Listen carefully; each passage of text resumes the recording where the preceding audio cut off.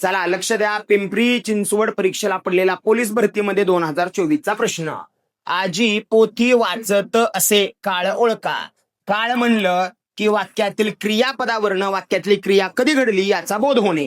काळाचे मुख्य प्रकार किती? 3. त्याच्यातला पहिला आहे वर्तमान काळ, त्याच्यानंतर आहे भूतकाळ आणि त्याच्यानंतर आहे भविष्य काळ.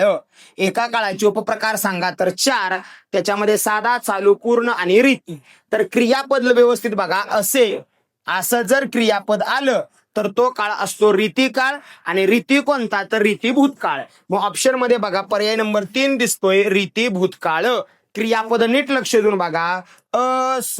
तो म्हणलं की रीती वर्तमान काळ, त्याच्यानंतर असे म्हटलं की रीती भूतकाळ, आणि त्याच्यानंतर जाईन म्हणलं, जाईन किंवा राहीन तर रीती भविष्य काळ.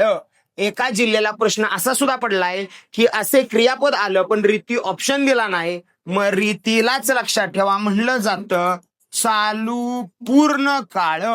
म्हणजे कधी रीती ऑप्शन नाही आला तर ऑप्शन चालू पूर्ण काळ सुद्धा येऊ शकतो. तर मेन प्रश्नाचं उत्तर आहे रीती भूतकाळ.